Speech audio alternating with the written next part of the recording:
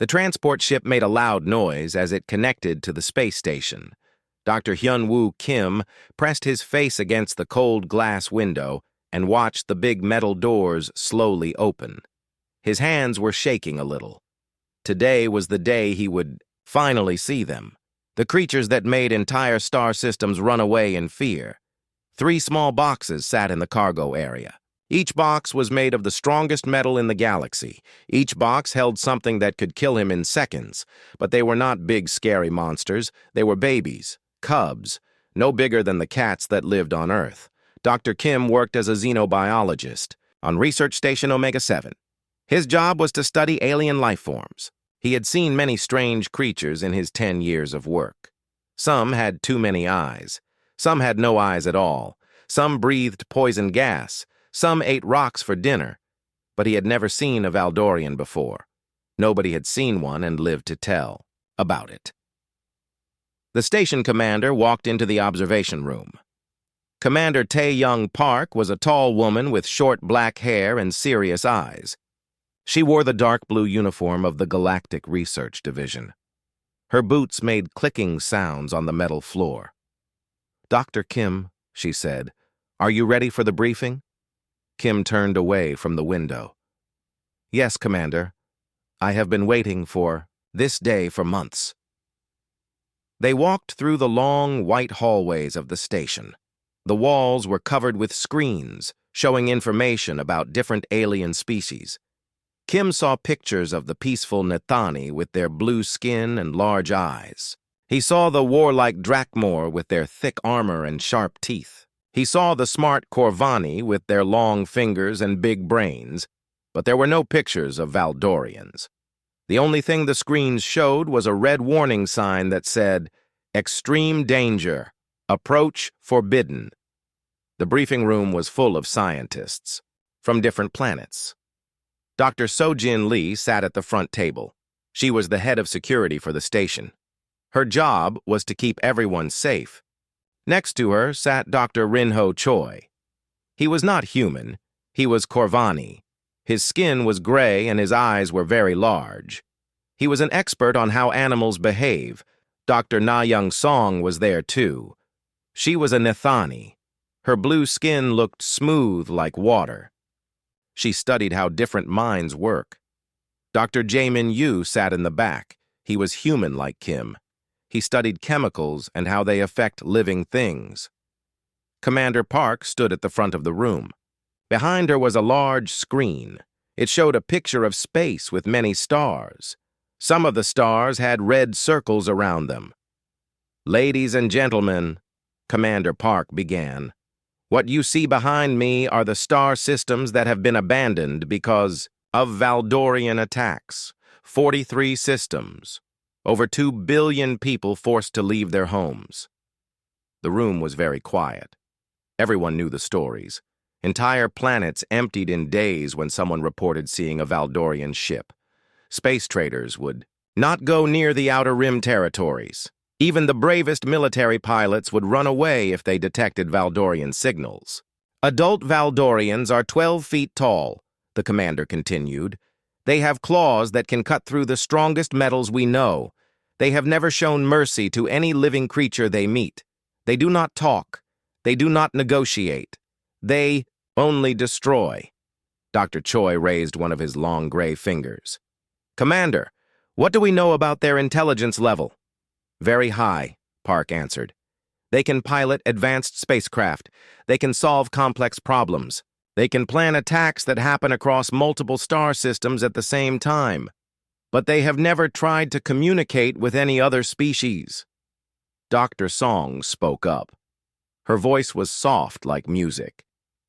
"Have there been any attempts at peaceful contact?" "Commander." Park touched a button and the screen changed.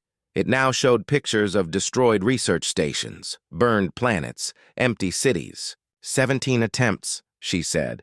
All ended the same way, complete destruction, no survivors. Kim felt his stomach turn cold. "But these are cubs, Commander. They are babies." "That is correct, Dr. Kim. But do not let their size fool you." The screen changed again. It showed a video of a research station on the planet Kepler-9. Kim watched as something small and fast moved through the hallways. Scientists were running and screaming. Alarms were going off. Then the video went black. "This happened 6 months ago," Commander Park explained. "One Valdorian cub, just one. It killed 12 researchers before security could put it back in containment. The cub was only 4 inches tall." Dr. Lee leaned forward. "How did they finally stop it?" "They did not stop it. It died from the stun weapons. That is why we are the last research station willing to try studying them." Kim looked around the room. He could see fear in everyone's eyes. Even Dr. Kang looked worried. Dr. Kang was Drakmor. His people were warriors. They were not afraid of anything. But his armored hands were closed into tight fists. "The cubs are currently in stasis," Commander Park continued. "They have been sleeping for 3 weeks.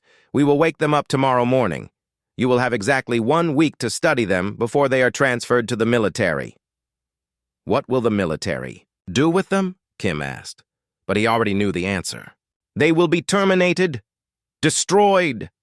The Galactic Council has voted. Valdorians are too dangerous to keep alive, even as babies." Kim felt anger growing in his chest. These were children. Yes, they were dangerous children, but they were still children. There had to be another way to handle this situation. "Dr. Kim," Commander Park said, "you will be the lead researcher on this project. The cubs will be your responsibility." Kim nodded. "I understand, Commander. I hope you do. These creatures have killed more people than any war in galactic history. Even as babies, they are deadly. Do not let your human emotions make you do something stupid." The briefing ended. Everyone filed out of the room quietly. Kim stayed behind and stared at the pictures on the screen. Somewhere on this station were 3 small creatures that could kill him without trying. Tomorrow he would see them with his own eyes, but tonight he would do research. He would learn everything possible about Valdorians. Maybe, just maybe, he could find a way to save their lives, even if everyone else in the galaxy wanted them dead. As he walked back to his quarters, Kim thought about the old stories from Earth. Stories about humans who worked with dangerous animals. People who trained lions and tigers. People who made friends with wolves and bears. Maybe these cubs were not so different from the predators of Earth. Maybe they just needed someone who understood them. Someone who was not afraid to try a different approach. Kim spent the night reading every file about Valdorians that existed. Most of the information was about their attacks and their weapons. But buried deep in the oldest files, he found something interesting. Archaeological reports from Valdorian planets showed cave paintings, pictures of Valdorians hunting with other creatures. Creatures that walked on 2 legs like humans. It was probably nothing. Just ancient art that did not mean anything. But Kim felt a small spark of hope growing in his heart. Tomorrow he would meet the most feared creatures in the galaxy. And maybe, just maybe, he would find a way to save them. Dr. Hyun-woo Kim could not sleep that night. He kept thinking about the 3 small creatures sleeping in their metal boxes. At 5 in the morning, he gave up trying to rest. He got dressed and walked to the laboratory section of the station. Thatirs. Hallways were empty and quiet. Most of the station crew was still sleeping. Only the night security guards were awake. They nodded at Kim as he passed by. Everyone knew about the dangerous cargo that had arrived yesterday. Kim reached Laboratory 7. This was the most secure room on the entire station. The walls were 3 feet thick. The door needed 5 different key cards to open. Inside was a containment area surrounded by energy barriers that could stop a laser blast. Dr. Sojin Lee was already there. She was checking the security systems for the 10th time. Her dark eyes looked tired. She had not slept much either. "Good morning, Dr. Kim," she said. "Are you ready for this?" Kim looked through the thick glass at the 3 metal boxes. Each box was connected to machines that kept the cubs alive while they slept. Wires and tubes ran from the boxes to computers that showed their heart rates and brain activity. "I have been thinking about this all night," Kim said. "What if we are making a mistake? What if there is another way to handle this situation?" Dr. Lee frowned. "Dr. Kim, I understand your feelings, but you saw the videos yesterday. These creatures are killers. Even as babies, they are deadly." More researchers began to arrive. Dr. Rin-Ho Choi came in carrying a tablet computer. His long gray fingers moved quickly across the screen as he checked the readings from the cubs. Dr. Na Young Song entered quietly. Her blue skin seemed to glow under the bright laboratory lights. Dr. Jaemin Yu hurried in with his arms full of medical equipment. Behind him came Dr. Dae-Ho Kang. The Drakmor warrior looked nervous, which was strange. Kim had never seen a Drakmor look worried about anything. Commander Tae-Young Park arrived last. She wore her full uniform and carried a weapon on her belt. This was not normal for a research operation, but nothing about today was normal. "Is everyone ready?" Commander Park asked. The team stood behind the thick glass barrier. Inside the containment area, the 3 metal boxes waited. Kim could hear his own heart beating in his chest. This was the moment they had all been preparing for. "Beginning stasis reversal," Dr. Yu announced. He pushed a button on his control panel. The machines connected to the boxes began to make different sounds. Lights on the computers changed from blue to yellow. "Heart rates increasing," Dr. Choi reported. "Brain activity rising. They are waking up." Kim pressed his face close to the glass. He wanted to see everything that happened. This might be the only chance anyone would ever have to study living Valdorian cubs. The first box opened with a soft hiss. White mist came out of the opening. Then Kim saw movement inside. Something small and dark shifted in the mist. "First cub is awake," Dr. Song said softly. The creature that climbed out of the box was unlike anything Kim had ever seen.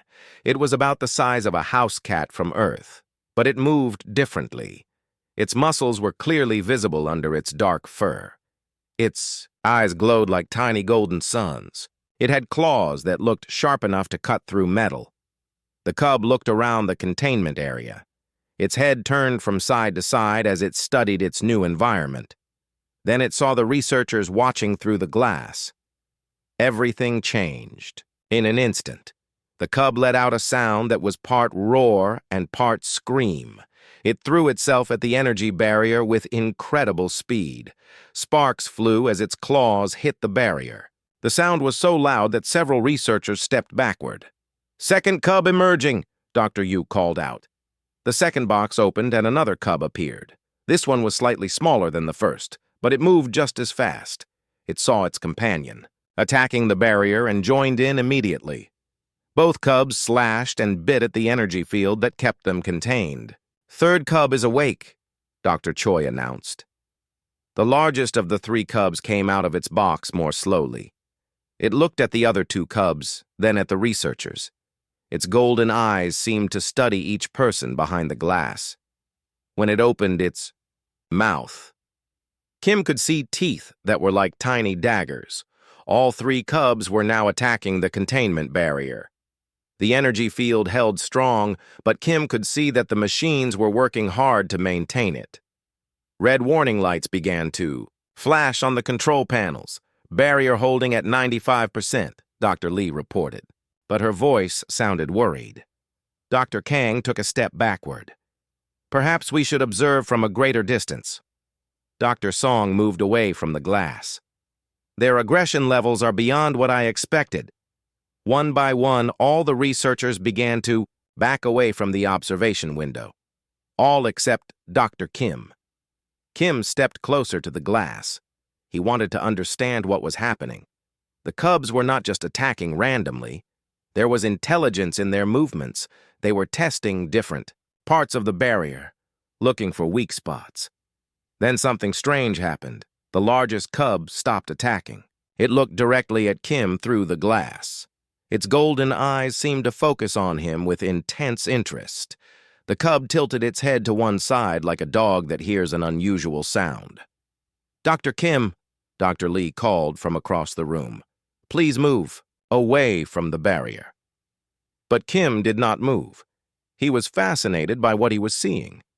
The other two cubs had also stopped their attack. They were looking at him too. All three cubs stood perfectly still watching him. Kim raised his hand slowly and placed it against the glass. The cubs did not attack. They did not run away. They just watched him with those bright golden eyes. "This is impossible," Dr. Choi said. His voice sounded confused. "Valdorians attack everything that moves. They should be trying to kill him right now." Dr. Song came back to the window. "Look at their body language. Their ears are forward, not back. Their tails are still, not lashing. These are signs of curiosity, not aggression." Kim moved his hand along the glass. The cubs followed the movement with their eyes. One of the smaller cubs even took a step closer to the barrier. "Dr. Kim," Commander Park called out, "step away from the containment area immediately." But Kim could not step away. Something amazing was happening here. The most feared creatures in the galaxy were not trying to kill him. They were studying him just as he was studying them. "Run a full scan on the cubs," Kim said to Dr. Choi. "I want to know what their stress levels are right now." Dr. Choi worked quickly on his tablet. "Stress hormones are... That cannot be right." "What do you see?" Kim asked. "According to these readings, their stress levels dropped significantly when you approached the barrier. But that is impossible. Valdorians do not calm down around other life forms." Kim looked at the three cubs. They were still watching him. The largest one had moved even closer to the glass. It was so close that Kim could see his own reflection in its golden eyes. "There is something different about this," Kim said quietly. "Something we do not understand yet." Dr. Yu checked his medical readings. Heart rates are returning to normal levels. Blood pressure is stabilizing. They are actually calming down. Commander Park looked confused and angry. "This goes against everything we know about Valdorian behavior."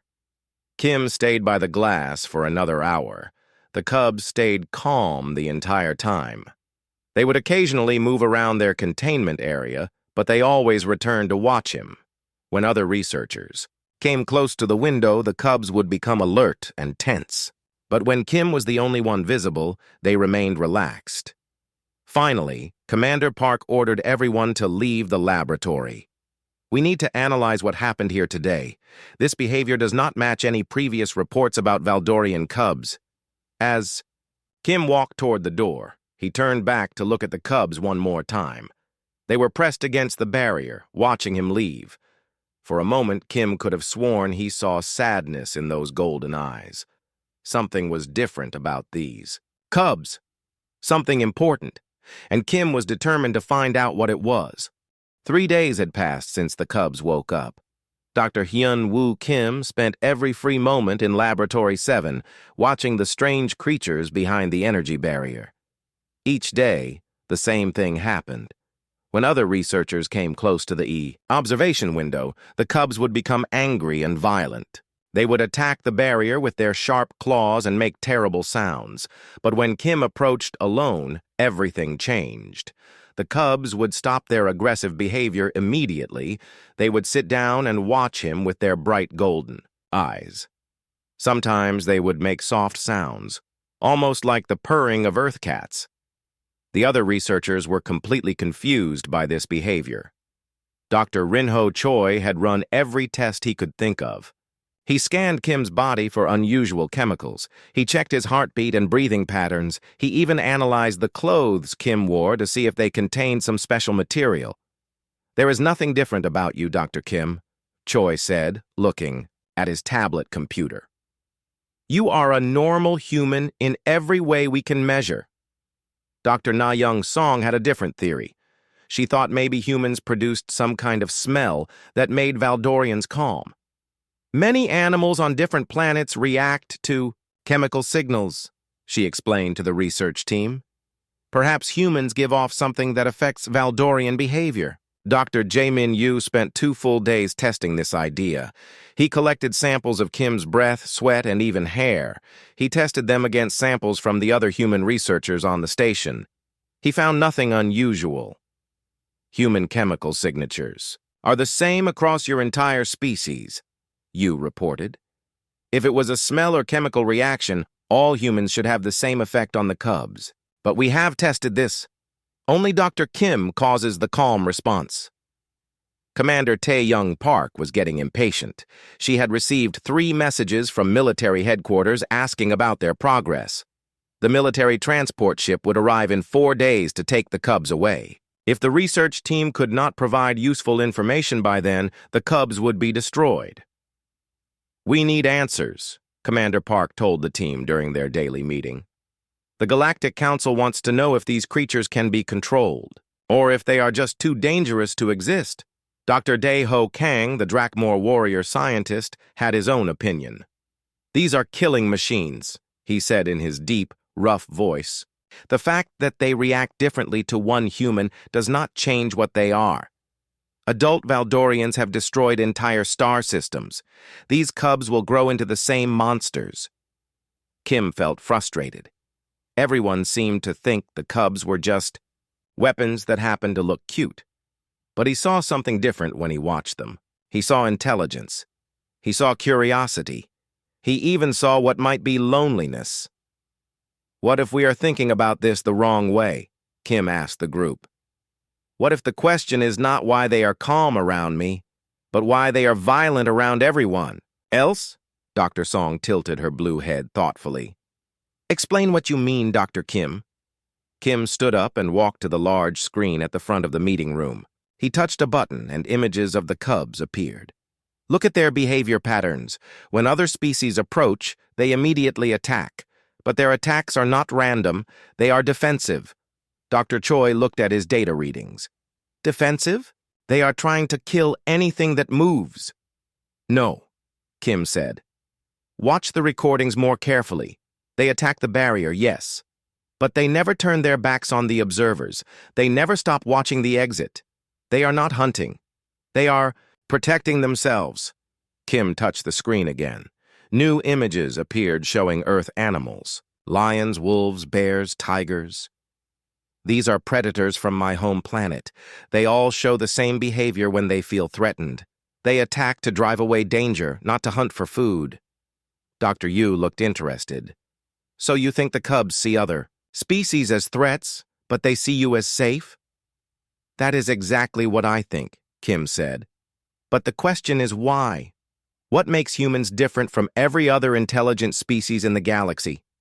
The team spent hours discussing different possibilities. Maybe humans looked like some creature from the Valdorian homeworld. Maybe human voices sounded familiar to them. Maybe human movements reminded them of their parents. But none of these theories explained why the cubs reacted only to Kim and not to the other human researchers on the station.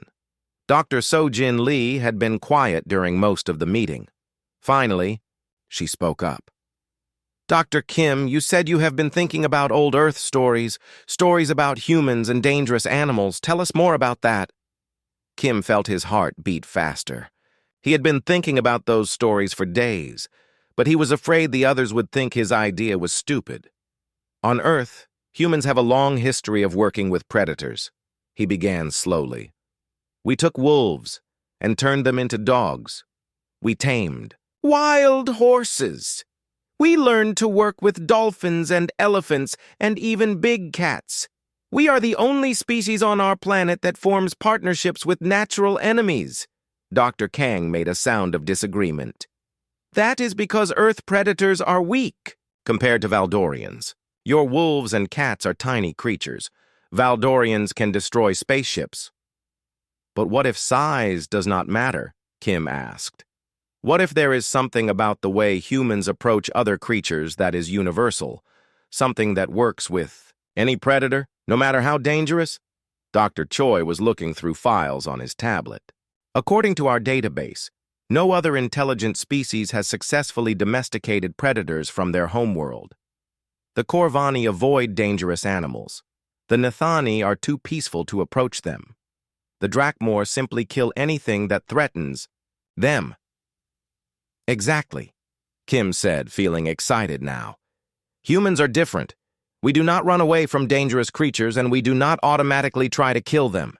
We try to understand them. We try to communicate with them. Dr. Song was nodding slowly. This is an interesting theory, Dr. Kim. But how do we test it? Kim took a deep breath. He knew his next words would shock everyone in the room. I want to go inside the containment area. The room exploded with protests. Dr. Lee stood up so fast that her chair fell over. Absolutely not. Those creatures will tear you apart the moment you get close to them.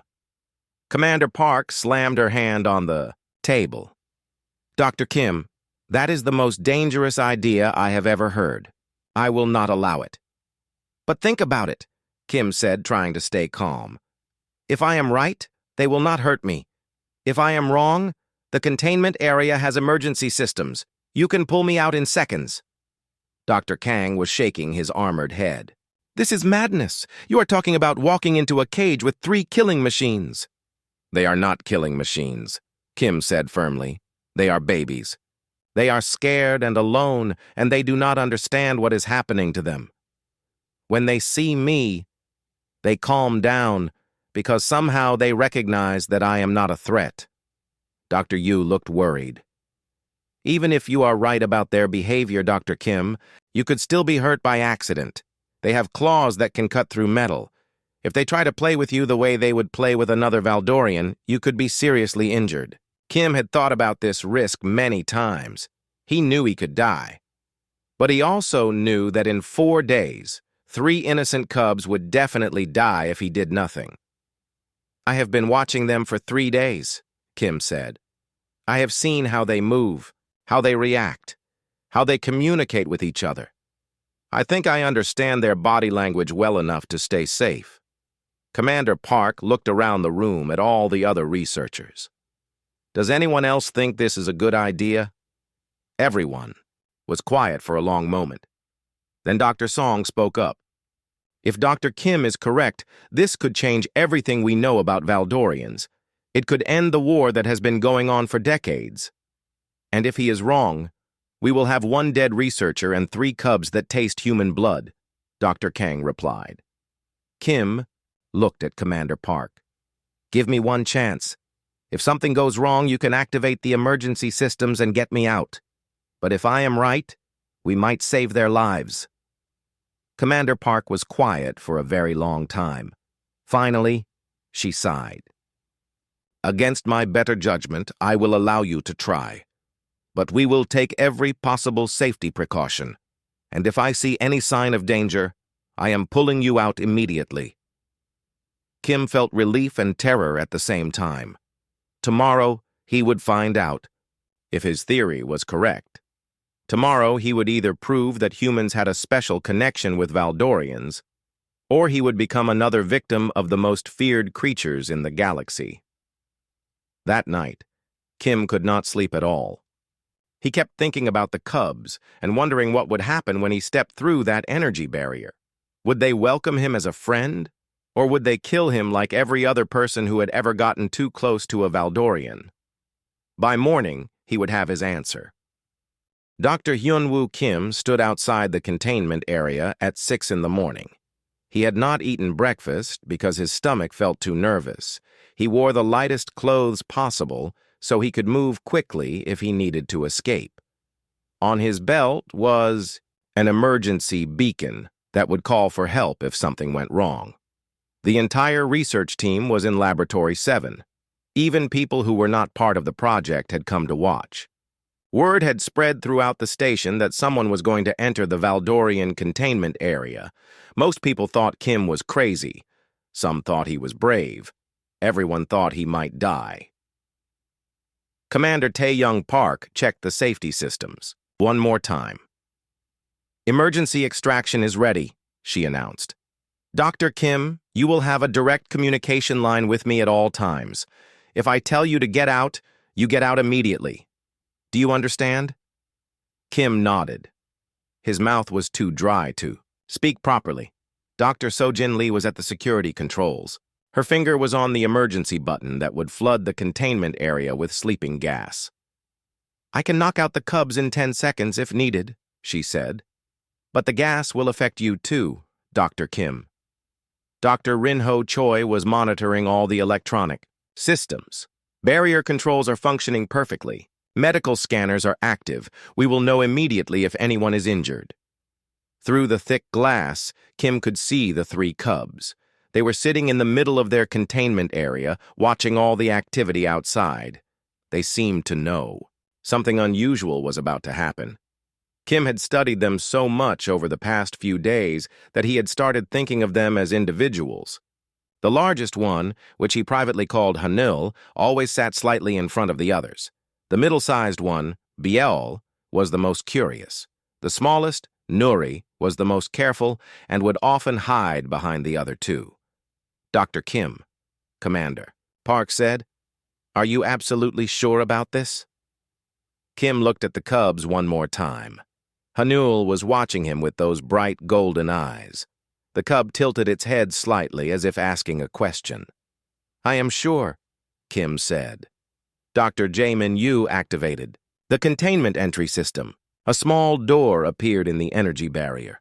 It was just big enough for one person to walk through. Once Kim stepped inside, the door would close behind him. He would be trapped in a small room with 3 of the most dangerous creatures in the galaxy. Kim took a deep breath and walked toward the opening. "Wait!" Dr. Na Young Song called out. "Dr. Kim, remember what we discussed. Move slowly. Keep your hands visible. Do not make any sudden movements." Kim nodded and stepped through the barrier. The door closed behind him with a soft hiss. Now there was only a thin layer of energy between him and the cubs. Kim could smell something wild and dangerous, like the scent of a thunderstorm. The cubs were completely still. They sat in a line about 10 feet away from him, staring. Kim could see every detail of their bodies now. Their fur was darker than it looked through the glass, almost black with streaks of gold. Their claws were longer than his fingers. Their teeth were like tiny white daggers, but most importantly, they were not attacking. Kim slowly sat down on the floor. He wanted to appear as non-threatening as possible. He kept his hands in his lap where the cubs could see them. For several minutes, nobody moved. Kim could hear his own heartbeat. He could hear the worried voices of the research team through his communication device. Then Hanul, the largest cub, took a step forward. "Kim, be ready to run," Commander Park's voice said in his ear. But Kim did not run. He stayed perfectly still as Hanul approached him. The cub moved with incredible grace, like a dancer or a trained athlete. Every muscle was clearly visible under its dark fur. Hanul stopped about 3 feet away from Kim. The cub lowered its head and made a soft sound, almost like a question. Its golden eyes never left Kim's face. Kim slowly extended one hand, palm up. "Hello," he said quietly. Hanul looked at the offered hand for a long moment. Then, very carefully, the cub stepped closer and pressed its head against Kim's palm. The research team outside gasped in amazement. Kim felt the soft fur under his fingers. He felt the warmth of the cub's skin. Most importantly, he felt the trust of a creature that had never shown trust to anyone before. "This is impossible," Dr. Lee's voice whispered through the communication system. Bayeol and Nuri were moving now, too. They approached slowly, watching their sibling interact with the strange human. When they saw that Hanul was safe, they came closer. Soon all 3 cubs were sitting around Kim. They did not climb on him or try to play roughly. They simply sat near him, like cats sitting in a sunny spot. Kim could hear a sound coming from them that was almost like purring, but deeper and more musical. "Start recording everything," Commander Park ordered. "Every movement, every sound, every detail." Kim gently petted Hanul's head. The cub closed its eyes and made a sound of contentment. When Kim stopped petting, Hanul opened its eyes and looked at him as if asking for more attention. "They are acting like domestic animals," Dr. Song said in amazement. "This goes against everything we know about Valdorian behavior." Kim spent the next hour sitting with the cubs. He learned that Bayol liked to have its ears scratched. Nuri preferred gentle touches on its back. Hanel seemed to enjoy having its chin rubbed, just like earth cats. But the most amazing thing was how protective they were of him. When Dr. Choi came close to the barrier to take readings, all three cubs immediately positioned themselves between Kim and the glass. They did not attack, but they made it clear that they were guarding him. "The cubs are treating you like family," Dr. Song observed. "They are protecting you the way young animals protect their parents." Kim tried a simple experiment. He stood up and walked to one corner of the containment area. All three cubs followed him immediately. He sat down in a different spot, and they sat around him again. When he held out his hand, they would touch it with their noses. "Try giving them a command," Commander Park suggested. Kim looked at Hanel. "Sit," he said clearly. Hanel was already sitting, but the cub seemed to understand that Kim wanted something. It tilted its head and made a questioning sound. Kim tried something different. He held up his hand in a stopping gesture. "Stay," he said. Then he walked a few steps away. All three cubs started to follow him. But when he repeated the hand gesture and said "stay" again, they stopped moving. They sat down and watched him, but they did not follow. "They are learning commands," Dr. Yu said excitedly. "They understand human communication." Kim walked back to the cubs and petted each one. "Good," he said. "Very good." The cubs seemed to understand that this was praise. They made happy sounds and pressed closer to him. After 2 hours in the containment area, Kim felt like he had made 3 new friends. The cubs were playful and affectionate. They were also incredibly smart. They seemed to understand not just his words, but his emotions too. When he felt nervous, they would move closer to comfort him. When he felt happy, they would make their musical purring sounds. "Dr. Kim," Commander Park said through the communication system, "I think you have proven your point. These cubs are not the mindless killing machines we expected." Kim looked at his 3 companions.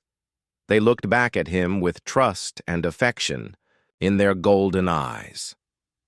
"Commander," Kim said, "I request permission to continue working with them. I think we can learn much more about Valdorian behavior if we study them in this cooperative state." There was a long pause before Commander Park replied. "Permission granted. But Dr. Kim, remember that the military transport arrives in 2 days. Even if these cubs are friendly toward humans, that does not change the orders from the Galactic Council." Kim felt his heart sink. In all the excitement of the breakthrough, he had almost forgotten that the cubs were still scheduled to be destroyed. Now he had 2 days to find a way to save their lives. But at least now he knew the truth. Valdorians were not monsters. They were intelligent creatures capable of friendship and loyalty. The question now was whether the rest of the galaxy would be willing to believe it.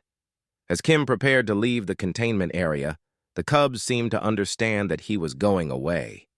They made sad sounds and pressed against him. Hanul even grabbed the edge of Kim's shirt gently with its teeth, as if trying to keep him from leaving. "I will come back," Kim promised them. "I will come back tomorrow." The cubs seemed to understand.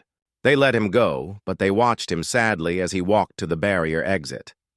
Outside the containment area, the research team was buzzing with excitement. They had witnessed something that nobody had ever seen before: humans and Valdorians living peacefully together. But Kim knew that excitement was not enough. He needed to find a way to convince the military that these cubs deserved to live. And he was running out of time. Dr. Hyun-woo Kim could not stop thinking about what had happened in the containment area.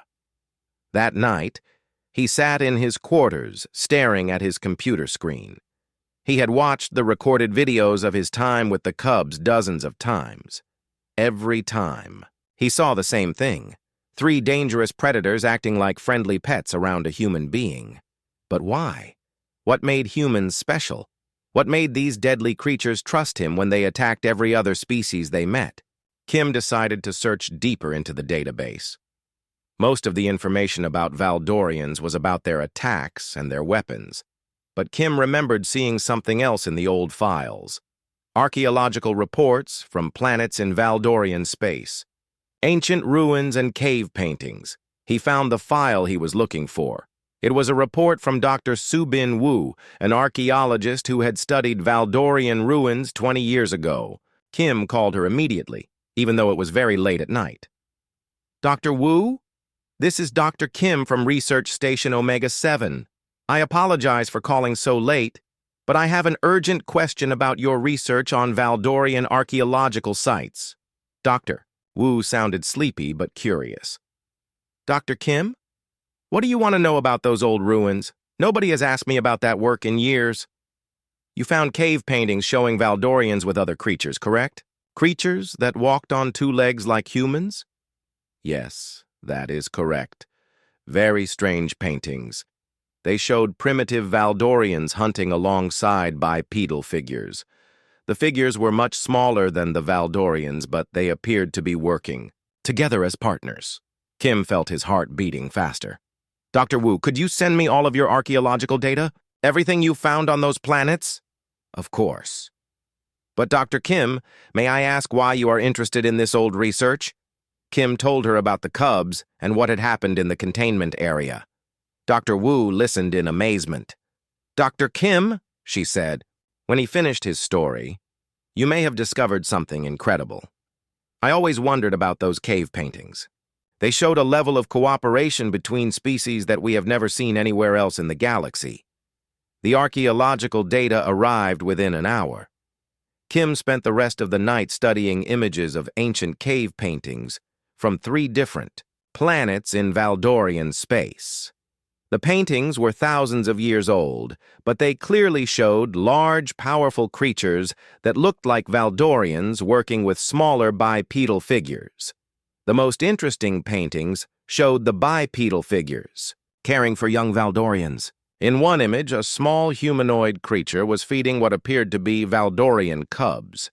In another, the humanoids and adult Valdorians were hunting together, bringing down large prey animals. Kim called an emergency meeting of the research team for 6 in the morning. I think I know why the cubs trust me, Kim announced as soon as everyone had gathered in the briefing room, and it has to do with ancient history that we knew nothing about. He activated the wall screen and showed the archaeological images to the team. Dr. Rin Ho Choi studied the paintings carefully. These images suggest a symbiotic relationship between Valdorians and another species. But Dr. Kim, humans never traveled to Valdorian space in ancient times. Your species only achieved spaceflight a few hundred years ago. That is what we have always believed, Kim said. But what if we were wrong? What if some humans left Earth much earlier than we thought? Dr. Na Young Song looked confused. Even if that were true, Dr. Kim, how would you prove it? Kim had been thinking about this all night. Genetics, he said. If Valdorians and humans have a shared history, there should be genetic evidence. Both species should show signs of co-evolution. Dr. Jae-min Yu became excited. That is a brilliant idea. If 2 species live together for thousands of years, their DNA will show traces of that relationship. I can run genetic comparisons between human DNA and the cub's DNA. How long will that take? Commander Tae-Young Park asked. 6 hours for a basic comparison. 12 hours for a detailed analysis. Do it, Commander Park ordered. The military transport arrives tomorrow. This may be our last chance to find evidence that could save these cubs. While Dr. Yu worked on the genetic analysis, Kim returned to the containment area. The cubs were waiting for him. They seemed happy to see him, making their musical purring sounds and pressing close to him for attention. Kim spent hours with them, learning more about their behavior. He discovered that they were incredibly intelligent. They could learn new commands quickly. They could solve simple problems like figuring out how to reach a toy that was placed on a high shelf. Most importantly, they showed emotions that seemed very similar to human emotions. They could be happy, sad, curious, or playful. When Kim praised them, they seemed proud. When he left them alone, they seemed lonely. "These are not mindless killing machines," Kim said to the research team through his communication device. "These are intelligent beings with complex emotional lives." Dr. Sojin Lee was watching from outside the barrier. "But Dr. Kim, if they are so intelligent and emotional, why do adult Valdorians attack other species so violently?" Kim had been thinking about this question too. What if they do not attack because they want to kill? What if they attack because they are afraid? Think about it from their perspective. They meet other species who are terrified of them.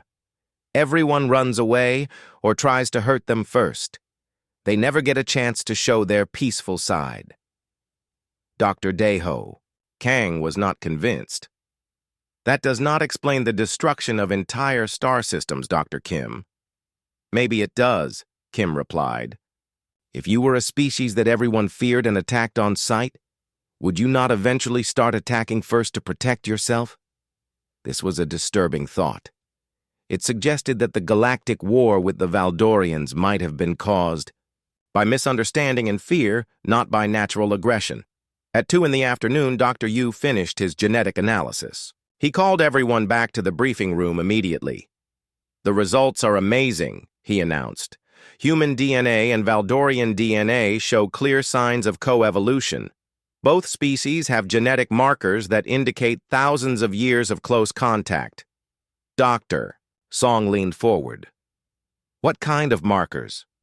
"Humans have genetic sequences that are usually only found in species that live alongside large predators. Valdorians have sequences that are only found in species that live alongside highly social, intelligent creatures. These markers take thousands of years to develop." Kim felt a rush of excitement. So humans and Valdorians did live together in ancient times? "The genetic evidence strongly suggests it," Dr. Yu confirmed. "But there is something else, something even more interesting." He activated a screen showing complex genetic charts. Valdorians have genetic sequences that are almost identical to sequences found in Earth dogs. These are the genes that control bonding behavior, loyalty, and pack cooperation. The room was completely silent. "Are you saying that Valdorians are like dogs?" Dr. Lee asked. "I am saying that Valdorians have evolved the same genetic capacity for interspecies bonding that Earth dogs have. Dogs develop these genes through thousands of years of living with humans. It appears that Valdorians developed similar genes the same way." Kim could hardly believe what he was hearing. "So when the cubs trust me, they are not just being friendly. They are following ancient genetic programming that tells them to bond with humans." "Exactly," Dr. Yu said. "The cubs recognize you as a member of their extended family. This is not learned behavior. This is genetic memory passed down through thousands of generations." Commander Park looked stunned. "If this is true, it changes everything we know about the Valdorian conflict." Kim thought about the implications. If Valdorians were genetically programmed to bond with humans, then the galactic war could end, not through fighting, but through understanding. "Commander," Kim said, "we need to contact the military immediately. This information could prevent the destruction of these cubs. It could also end the war that has been going on for decades."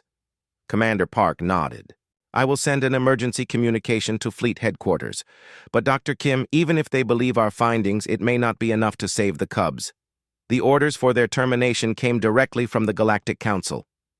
Kim looked at the genetic charts on the screen. Somewhere in those complex patterns of DNA was the key to peace between humans and Valdorians. But would anyone listen to the evidence before it was too late?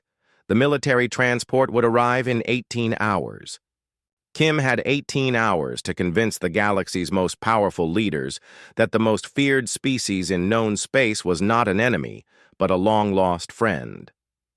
He thought about Hanol, Biol, and Nuri waiting for him in the containment area. They trusted him completely.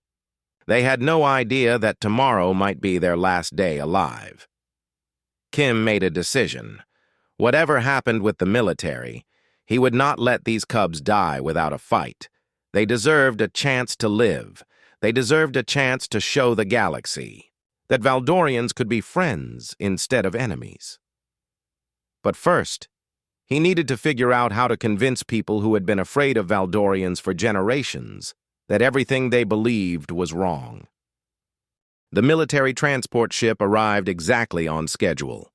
Dr. Hyunwoo Kim watched through the observation deck as the massive gray vessel docked with Research Station Omega-7. His hands were shaking as he thought about the three cubs waiting in the containment area. In a few hours, they might be dead. Commander Tae-young Park had sent all their research data to military headquarters, but there had been no response.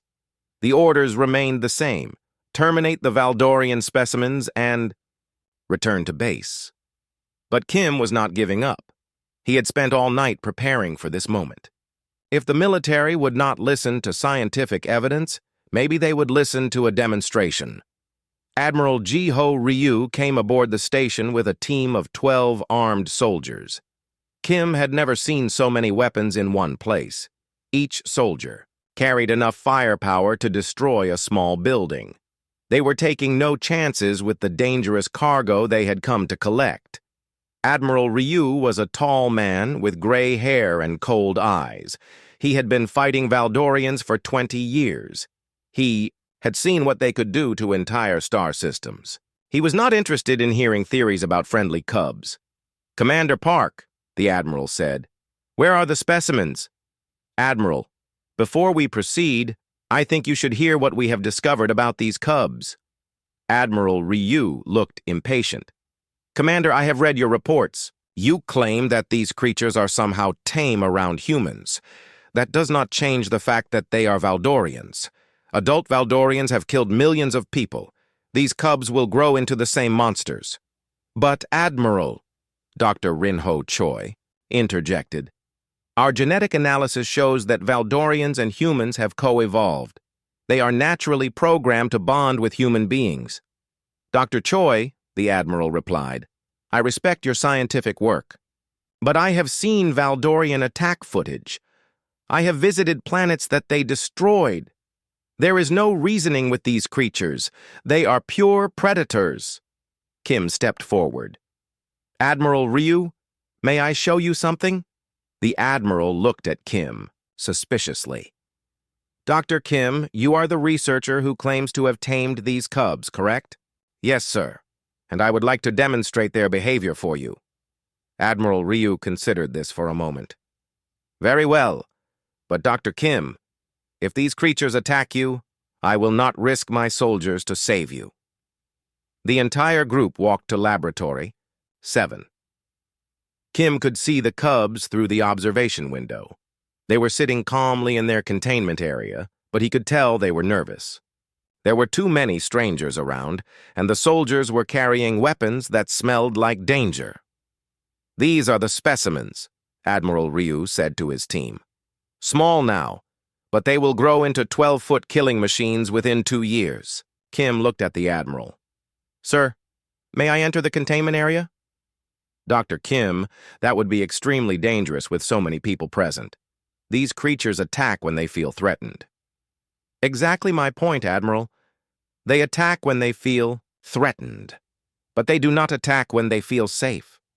Against his better judgment, Admiral Ryu agreed to let Kim enter the containment area, but he ordered his soldiers to be ready to fire if anything went wrong. Kim stepped through the energy barrier. Immediately, the cubs rushed to him, but they did not attack. Instead, they pressed close to him, making their musical purring sounds. Kim sat down on the floor, and all 3 cubs settled around him peacefully. The soldiers were amazed. They had never seen anything like this. "Admiral," Kim called out, "would you like to see them respond to commands?" Kim gave the cubs several simple orders. "Sit, stay, come here." The cubs obeyed immediately, as if they had been trained for years instead of days. "This is remarkable," Admiral Ryu admitted. "But Dr. Kim, these are babies. Adult Valdorians are completely different." Kim looked at the Admiral through the barrier. "Sir, What if they are not different? What if adult Valdorians attack because they never learn to trust other species? What if we have been fighting a war that could have been prevented? Admiral Ryu was quiet for a long moment. Kim could see him thinking about the implications of what he was seeing. Dr. Kim, the Admiral said finally, even if you are correct, I cannot change my orders. The Galactic Council has voted. These cubs must be terminated. Kim felt desperation growing in his chest. Admiral, please, give me a chance to prove that this discovery could end the Valdorian War. Let me try to make contact with adult Valdorians using what we have learned from these cubs. Absolutely not. Adult Valdorians are far too dangerous for any contact attempts. Dr. Nea Young's Song stepped forward.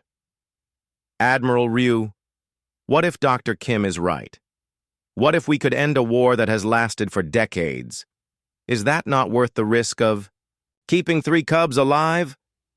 Admiral Ryu looked at the cubs again. They were playing gently with Kim, their deadly claws retracted, their fearsome teeth hidden. They looked like oversized house cats instead of galactic terrors. Dr. Kim, the Admiral said, I will make you a deal. I will delay the termination order for 1 week. During that time, you will prepare a detailed report about your findings. I will present this report to the Galactic Council myself, but if they reject your recommendations, these cubs will be destroyed. Kim felt a rush of relief. It was not a permanent solution, but it was a chance. Thank you, Admiral. I promise you will not regret this decision. Over the following week, Kim worked harder than he had ever worked in his life.